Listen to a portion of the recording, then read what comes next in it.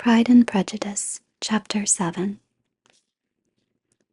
Mr. Bennet's property consisted almost entirely in an estate of 2,000 a year, which, unfortunately for his daughters, was entailed in default of heirs male on a distant relation, and their mother's fortune, though ample for her situation in life, could but ill supply the deficiency of his. Her father had been an attorney in Meryton, and had left her £4,000. She had a sister married to a Mr. Phillips, who had been a clerk to their father, and succeeded him in the business, and a brother settled in London in a respectable line of trade. The village of Longbourn was only 1 mile from Meryton, a most convenient distance for the young ladies, who were usually tempted thither 3 or 4 times a week, to pay their duty to their aunt and to a milliner's shop just over the way. The 2 youngest of the family, Catherine and Lydia, were particularly frequent in these attentions. Their minds were more vacant than their sisters', and when nothing better offered, a walk to Meryton was necessary to amuse their morning hours and furnish conversation for the evening. And however bare of news the country in general might be, they always contrived to learn something from their aunt. At present, indeed, they were well supplied both with news and happiness by the recent arrival of a militia regiment in the neighbourhood. It was to remain the whole winter, and Meryton was the headquarters. Their visits to Mrs. Phillips were now productive of the most interesting intelligence. Every day added something to their knowledge of the officers' names and connections. Their lodgings were not long a secret, and at length they began to know the officers themselves. Mr. Phillips visited them all, and this opened to his nieces a source of felicity unknown before. They could talk of nothing but officers, and Mr. Bingley's large fortune, the mention of which gave animation to their mother, was worthless in their eyes when opposed to the regimentals of an ensign. After listening one morning to their effusions on this subject, Mr. Bennet coolly observed, "From all that I can collect by your manner of talking, you must be 2 of the silliest girls in the country. I have suspected it some time, but I am now convinced."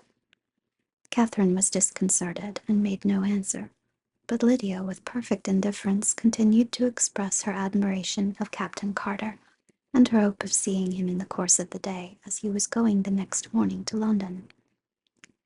"I am astonished, my dear," said Mrs. Bennet, "that you should be so ready to think your own children silly. If I wished to think slightingly of anybody's children, it should not be of my own, however. If my children are silly, I must hope to be always sensible of it." "Yes, but as it happens, they are all of them very clever." "This is the only point, I flatter myself, on which we do not agree." "I had hoped that our sentiments coincided in every particular, but I must so far differ from you as to think our 2 youngest daughters uncommonly foolish." "My dear Mr. Bennet, you must not expect such girls to have the sense of their father and mother. When they get to our age, I dare say they will not think about officers any more than we do. I remember the time when I liked a red coat myself very well, and indeed so I do still at my heart. And if a smart young colonel with 5,000 or 6,000 a year should want one of my girls, I shall not say nay to him. And I thought Colonel Forster looked very becoming the other night at Sir William's in his regimentals." "Mamma," cried Lydia, "my aunt says that Colonel Forster and Captain Carter do not go so often to Miss Watson's as they did when they first came. She sees them now very often standing in Clark's library." Mrs. Bennet was prevented replying by the entrance of the footman, with a note for Miss Bennet. It came from Netherfield, and the servant waited for an answer. Mrs. Bennet's eyes sparkled with pleasure, and she was eagerly calling out, while her daughter read, "Well, Jane, who is it from? What is it about? What does he say? Well, Jane, make haste and tell us. Make haste, my love." "It is from Miss Bingley," said Jane, and then read it aloud. "My dear friend, if you are not so compassionate as to dine to-day with Louisa and me, we shall be in danger of hating each other for the rest of our lives, for a whole day's tete-a-tete between 2 women can never end without a quarrel. Come as soon as you can on the receipt of this. My brother and the gentleman are to dine with the officers. Yours ever, Caroline Bingley. With the officers, cried Lydia. I wonder my aunt did not tell us of that.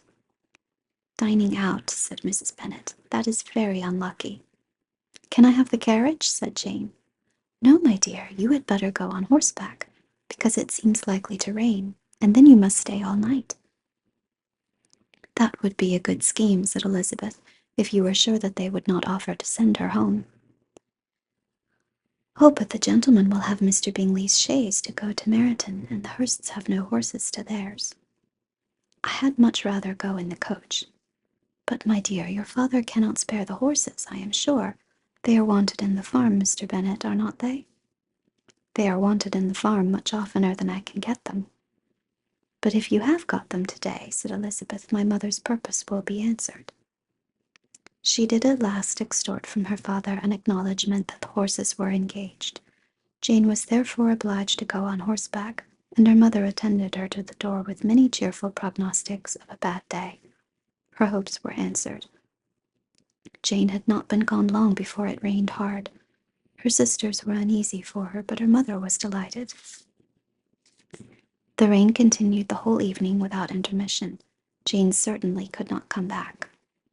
This was a lucky idea of mine indeed, said Mrs. Bennet, more than once, as if the credit of making it rain were all her own. Till the next morning, however, she was not aware of all the felicity of her contrivance. Breakfast was scarcely over when a servant from Netherfield brought the following note for Elizabeth. My dearest Lizzie, I find myself very unwell this morning, which I suppose is to be imputed to my getting wet through yesterday. My kind friends will not hear of my returning home till I am better. They insist also on my seeing Mr. Jones. Therefore do not be alarmed if you should hear of his having been to me, and excepting a sore throat and headache, there is not much the matter with me. Yours, etc. Well, my dear, said Mr. Bennet, when Elizabeth had read the note aloud, if your daughter should have a dangerous fit of illness, if she should die, it would be a comfort to know that it was all in pursuit of Mr. Bingley and under your orders. Oh, I am not at all afraid of her dying. People do not die of little trifling colds. She will be taken good care of. As long as she stays there, it is all very well. I would go and see her if I could have the carriage. Elizabeth, feeling really anxious, was determined to go to her, though the carriage was not to be had, and as she was no horsewoman, walking was her only alternative. She declared her resolution. How can you be so silly, cried her mother, as to think of such a thing? In all this dirt, you will not be fit to be seen when you get there. I shall be very fit to see Jane, which is all I want. Is this a hint to me, Lizzie, said her father, to send for the horses? No, indeed, I do not wish to avoid the walk. The distance is nothing when one has a motive. Only 3 miles. I shall be back by dinner. I admire the activity of your benevolence, observed Mary, but every impulse of feeling should be guided by reason, and in my opinion, exertion should always be in proportion to what is required.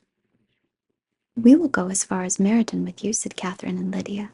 Elizabeth accepted their company, and the 3 young ladies set off together. If we make haste, said Lydia, as they walked along, perhaps we may see something of Captain Carter before he goes. In Meryton they parted.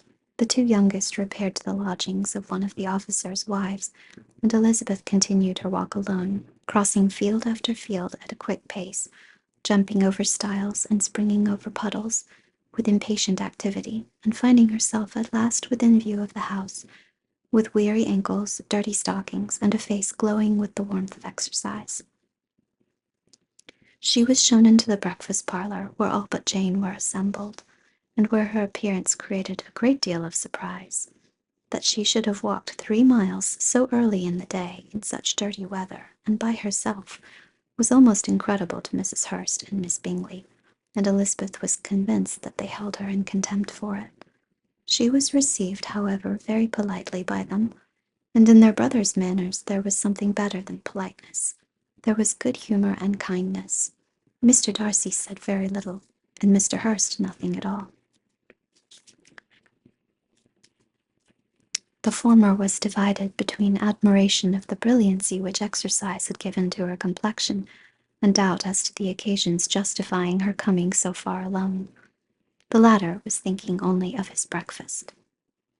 Her inquiries after her sister were not very favourably answered. Miss Bennet had slept ill, and though up, was very feverish and not well enough to leave her room.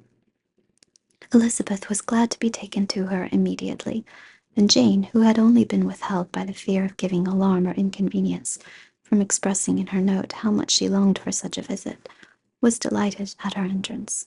She was not equal, however, to much conversation, and when Miss Bingley left them together, could attempt little beside expressions of gratitude for the extraordinary kindness she was treated with.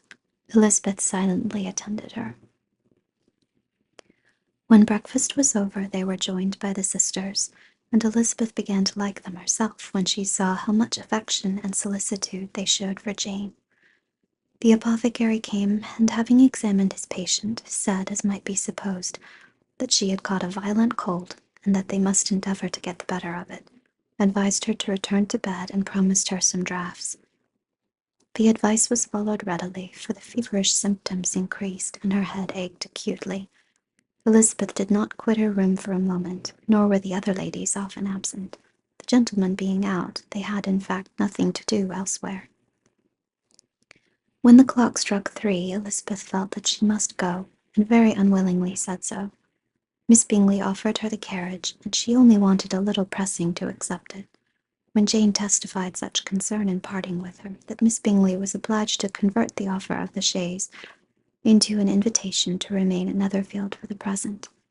Elizabeth most thankfully consented, and a servant was dispatched to Longbourn to acquaint the family with her stay and bring back a supply of clothes. Chapter 8. At 5 o'clock the two ladies retired to dress, and at 6:30 Elizabeth was summoned to dinner.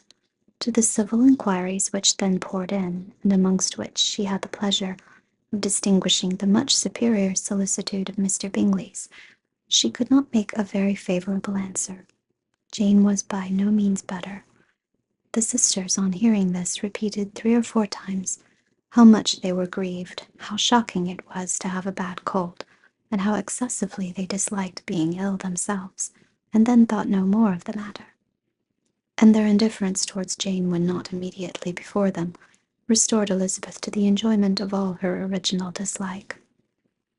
Their brother, indeed, was the only one of the party whom she could regard with any complacency. His anxiety for Jane was evident, and his attentions to herself most pleasing, and they prevented her feeling herself so much an intruder as she believed she was considered by the others. She had very little notice from any but him.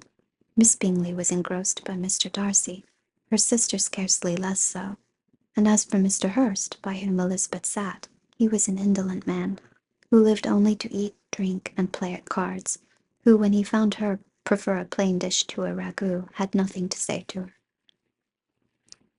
When dinner was over, she returned directly to Jane, and Miss Bingley began abusing her as soon as she was out of the room. Her manners were pronounced to be very bad indeed, a mixture of pride and impertinence. She had no conversation, no style, no taste, no beauty. Mrs. Hurst thought the same, and added, "She has nothing, in short, to recommend her, but being an excellent walker. I shall never forget her appearance this morning. She really looked almost wild." "She did indeed, Louisa. I could hardly keep my countenance. Very nonsensical to come at all. Why must she be scampering about the country because her sister had a cold? Her hair so untidy, so blousy. Yes, and her petticoat. I hope you saw her petticoat. 6 inches deep in mud, I am absolutely certain. And the gown which had been let down to hide it not doing its office." "Your picture may be very exact, Louisa," said Bingley, "but this was all lost upon me. I thought Miss Elizabeth Bennet looked remarkably well when she came into the room this morning. Her dirty petticoat quite escaped my notice." "You observed it, Mr. Darcy, I am sure," said Miss Bingley, "and I am inclined to think that you would not wish to see your sister make such an exhibition." "Certainly not. To walk 3 miles, 4 miles, or 5 miles, or whatever it is, above her ankles in dirt, and alone, quite alone, What could she mean by it? It seems to me to show an abominable sort of conceited independence, a most country town indifference to decorum. It shows an affection for her sister that is very pleasing, said Bingley. I am afraid, Mr. Darcy, observed Miss Bingley in a half-whisper, that this adventure has rather affected your admiration of her fine eyes. Not at all, he replied. They were brightened by the exercise. A short pause followed this speech, and Mrs. Hurst began again. I have an excessive regard for Jane Bennet. She is really a very sweet girl, and I wish with all my heart she were well settled. But with such a father and mother and such low connections, I am afraid there is no chance of it. I think I have heard you say that their uncle is an attorney in Meryton? Yes, and they have another, who lives somewhere near Cheapside. That is capital, added her sister, and they both laughed heartily. If they had uncles enough to fill all of Cheapside, cried Bingley, it would not make them one jot less agreeable. But it must very materially lessen their chance of marrying men of any consideration in the world, replied Darcy. To this speech Bingley made no answer, but his sisters gave it their hearty assent, and indulged their mirth for some time at the expense of their dear friend's vulgar relations. With a renewal of tenderness, however, they repaired to her room on leaving the dining-parlour, and sat with her till summoned to coffee. She was still very poorly, and Elizabeth would not quit her at all, till late in the evening, when she had the comfort of seeing her asleep, and when it appeared to her rather right than pleasant that she should go downstairs herself. On entering the drawing-room she found the whole party at loo, and was immediately invited to join them, but suspecting them to be playing high, she declined it, and making her sister the excuse, said she would amuse herself for the short time she could stay below with a book. Mr. Hurst looked at her with astonishment. Do you prefer reading to cards? Said he. That is rather singular. Miss Eliza Bennet, said Miss Bingley, despises cards. She is a great reader, and has no pleasure in anything else. I deserve neither such praise nor such censure, cried Elizabeth. I am not a great reader, and I have pleasure in many things. In nursing your sister, I am sure you have pleasure, said Bingley, and I hope it will soon be increased by seeing her quite well. Elizabeth thanked him from her heart, and then walked towards a table where a few books were lying. He immediately offered to fetch her others, all that his library afforded. And I wish my collection were larger for your benefit and my own credit, but I am an idle fellow, and though I have not many, I have more than I ever look into. Elizabeth assured him that she could suit herself perfectly with those in the room. I am astonished, said Miss Bingley, that my father should have left so small a collection of books. What a delightful library you have at Pemberley, Mr. Darcy. It ought to be good, he replied. It has been the work of many generations. And then you have added so much to it yourself. You are always buying books. I cannot comprehend the neglect of a family library in such days as these. Neglect? I am sure you neglect nothing that can add to the beauties of that noble place. Charles, when you build your house, I wish it may be half as delightful as Pemberley. I wish it may. But I would really advise you to make your purchase in that neighbourhood, and take Pemberley for a kind of model. There is not a finer county in England than Derbyshire. With all my heart, I will buy Pemberley itself if Darcy will sell it. I am talking of possibilities, Charles. Upon my word, Caroline, I should think it more possible to get Pemberley by purchase than by imitation. Elizabeth was so much caught by what passed as to leave her very little attention for her book, and soon laying it wholly aside, she drew near the card-table, and stationed herself between Mr. Bingley and his eldest sister, to observe the game. Is Miss Darcy much grown since the spring? Said Miss Bingley. Will she be as tall as I am? I think she will. She is now about Miss Elizabeth Bennet's height, or rather taller. How I long to see her again. I never met with anybody who delighted me so much. Such a countenance, such manners, and so extremely accomplished for her age. Her performance on the pianoforte is exquisite. It is amazing to me, said Bingley, how young ladies can have patience to be so very accomplished, as they all are. All young ladies accomplished? My dear Charles, what do you mean? Yes, all of them, I think. They all paint tables, cover screens, and net purses. I scarcely know anyone who cannot do all this, and I am sure I never heard a young lady spoken of for the first time without being informed that she was very accomplished. Your list of the common extent of accomplishments, said Darcy, has too much truth.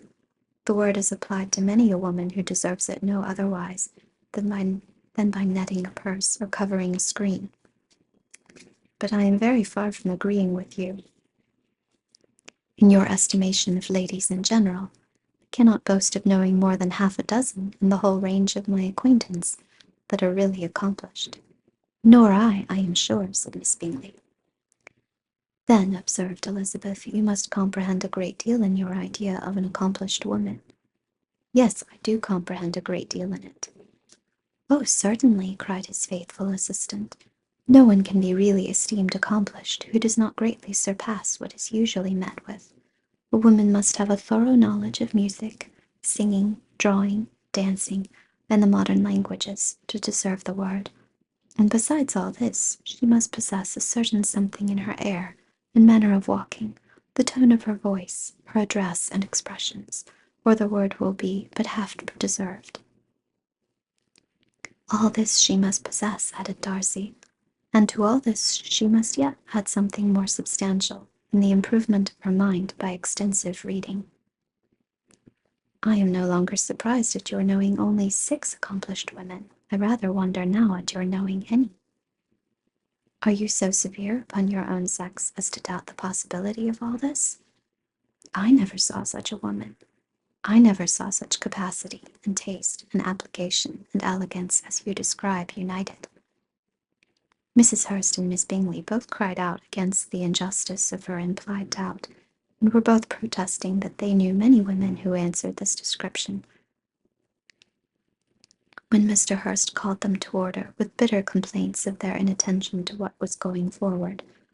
As all conversation was thereby at an end, Elizabeth soon afterwards left the room. Eliza Bennet, said Miss Bingley, when the door was closed on her, is one of those young ladies who seek to recommend themselves to the other sex by undervaluing their own, and with many men I dare say it succeeds, but in my opinion it is a paltry device, a very mean art. Undoubtedly, replied Darcy, to whom this remark was chiefly addressed. There is meanness in all the arts which ladies sometimes condescend to employ for captivation. Whatever bears affinity to cunning is despicable. Miss Bingley was not so entirely satisfied with this reply as to continue the subject. Elizabeth joined them again only to say that her sister was worse, and that she could not leave her. Bingley urged Mr. Jones's being sent for immediately, while his sisters, convinced that no country advice could be of any service, recommended an express to town for one of the most eminent physicians. This she would not hear of, but she was not so unwilling to comply with their brother's proposal, and it was settled that Mr. Jones should be sent for early in the morning, if Miss Bennet were not decidedly better. Bingley was quite uncomfortable. His sisters declared that they were miserable. They solaced their wretchedness, however, by duets after supper, while he could find no better relief to his feelings than by giving his housekeeper directions that every possible attention might be paid to the sick lady and her sister. Chapter 9. Elizabeth passed the chief of the night in her sister's room, and in the morning had the pleasure of being able to send a tolerable answer to the inquiries which she very early received from Mr. Bingley by a housemaid, and some time afterwards from the 2 elegant ladies who waited on his sisters. In spite of this amendment, however, she requested to have a note sent to Longbourn, desiring her mother to visit Jane, and form her own judgment of her situation. The note was immediately dispatched, and its contents as quickly complied with. Mrs. Bennet, accompanied by her 2 youngest girls, reached Netherfield soon after the family breakfast. Had she found Jane in any apparent danger, Mrs. Bennet would have been very miserable, but being satisfied on seeing her that her illness was not alarming, she had no wish of her recovering immediately, as her restoration to health would probably remove her from Netherfield. She would not listen, therefore, to her daughter's proposal of being carried home. Neither did the apothecary, who arrived about the same time, think it at all advisable. After sitting a little while with Jane on Miss Bingley's appearance and invitation, the mother and 3 daughters all attended her into the breakfast parlour. Bingley met them with hopes that Mrs. Bennet had not found Miss Bennet worse than she expected. "Indeed I have, sir," was her answer. "She is a great deal too ill to be moved. Mr. Jones says we must not think of moving her. We must trespass a little longer on your kindness." "Removed!" cried Bingley. "It must not be thought of. My sister, I am sure, will not hear of her removal." "You may depend upon it, madam," said Miss Bingley, with cold civility, "that Miss Bennet shall receive every possible attention while she remains with us." Mrs. Bennet was profuse in her acknowledgments. "I am sure," she added, "if it was not for such good friends, I do not know what would become of her, for she is very ill indeed, and suffers a vast deal, though with the greatest patience in the world, which is always the way with her, for she has, without exception, the sweetest temper I ever met with. I often tell my other girls they are nothing to her. You have a sweet room here, Mr. Bingley, and a charming prospect over that gravel walk. I do not know a place in the country that is equal to Netherfield. You will not think of quitting it in a hurry, I hope, though you have but a short lease." "Whatever I do is done in a hurry," replied he, "and therefore if I should resolve to quit Netherfield, I should probably be off in 5 minutes. At present, however, I consider myself as quite fixed here." "That is exactly what I should have supposed of you," said Elizabeth. "You begin to comprehend me, do you?" cried he, turning towards her. "Oh, yes, I understand you perfectly." "I wish I might take this for a compliment, but to be so easily seen through, I am afraid, is pitiful." "That is as it happens. It does not necessarily follow that a deep, intricate character is more or less estimable than such a one as yours." "Lizzie," cried her mother, "remember where you are, and do not run on in the wild manner that you are suffered to do at home." "I did not know before," continued Bingley immediately, "that you were a studier of character. It must be an amusing study." "Yes, but intricate characters are the most amusing. They have at least that advantage." "The country," said Darcy, "can in general supply but few subjects for such a study. In a country neighbourhood you move in a very confined and unvarying society. But people themselves alter so much that there is something new to be observed in them forever." "Yes, indeed," cried Mrs. Bennet, offended by his manner of mentioning a country neighbourhood. "I assure you there is quite as much of that going on in the country as in town." Everybody was surprised, and Darcy, after looking at her for a moment, turned silently away. Mrs. Bennet, who fancied she had gained a complete victory over him, continued her triumph. "I cannot see that London has any great advantage over the country for my part. The country is a vast deal pleasanter, is not it, Mr. Bingley?" "When I am in the country," he replied, "I never wish to leave it, and when I am in town it is pretty much the same. They have each their advantages, and I can be equally happy in either." "Ay, that is because you have the right disposition. But that gentleman," looking at Darcy, "seemed to think the country was nothing at all." "Indeed, mamma, you are mistaken," said Elizabeth, blushing for her mother. "You quite mistook Mr. Darcy. You only meant that there were not such a variety of people to be met with in the country as in town, which you must acknowledge to be true." "Certainly, my dear, nobody said there were. But as to not meeting with many people in this neighbourhood, I believe there are few neighbourhoods larger. I know we dine with 24 families." Nothing but concern for Elizabeth could enable Bingley to keep his countenance. His sister was less delicate, and directed her eye towards Mr. Darcy, with a very expressive smile. Elizabeth, for the sake of saying something that might turn her mother's thoughts, now asked her if Charlotte Lucas had been at Longbourn since her coming away. "Yes, she called yesterday with her father. What an agreeable man Sir William is, Mr. Bingley, is not he? So much the man of fashion, so genteel and so easy. He has always something to say to everybody. That is my idea of good breeding. and those persons who fancy themselves very important and never open their mouths quite mistake the matter. Did Charlotte dine with you? No, she would go home. I fancy she was wanted about the mince pies. For my part, Mr. Bingley, I always keep servants that can do their own work. My daughters are brought up differently, but everybody is to judge for themselves, and the Lucases are very good sort of girls, I assure you. It is a pity they are not handsome. Not that I think Charlotte so very plain, but then she is our particular friend. She seems a very pleasant young woman, said Bingley.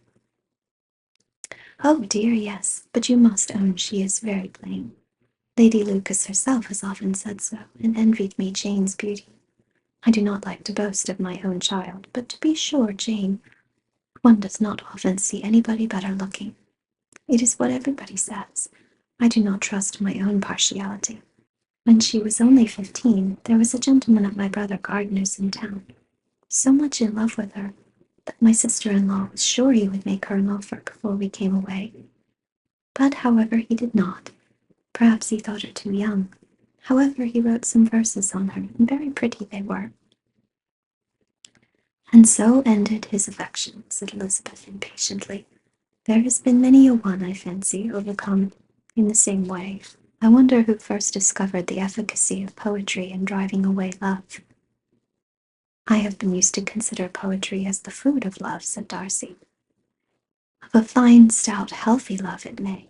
Everything nourishes what is strong already. But if it be only a slight, thin sort of inclination, I am convinced that one good sonnet will starve it entirely away. Darcy only smiled, and the general pause which ensued made Elizabeth tremble lest her mother should be exposing herself again. She longed to speak, but could think of nothing to say, and after a short silence Mrs. Bennet began repeating her thanks to Mr. Bingley for his kindness to Jane, with an apology for troubling him also with Lizzie. Mr. Bingley was unaffectedly civil in his answer, and forced his younger sister to be civil also, and say what the occasion required. She performed her part indeed without much graciousness, but Mrs. Bennet was satisfied, and soon afterwards ordered her carriage. Upon this signal, the youngest of her daughters put herself forward. The two girls had been whispering to each other during the whole visit, and the result of it was that the youngest should tax Mr. Bingley with having promised on his first coming into the country to give a ball at Netherfield. Lydia was a stout, well-grown girl of 15, with a fine complexion and good-humoured countenance, a favourite with her mother, whose affection had brought her into public at an early age. She had high animal spirits and a sort of natural self-consequence, which the attentions of the officers, to whom her uncle's good dinners and her own easy manners recommended her, had increased into assurance. She was very equal, therefore, to address Mr. Bingley on the subject of the ball, and abruptly reminded him of his promise, adding that it would be the most shameful thing in the world if he did not keep it. His answer to this sudden attack was delightful to their mother's ear.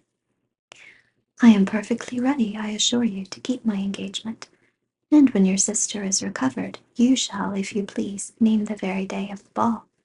But you would not wish to be dancing while she is ill.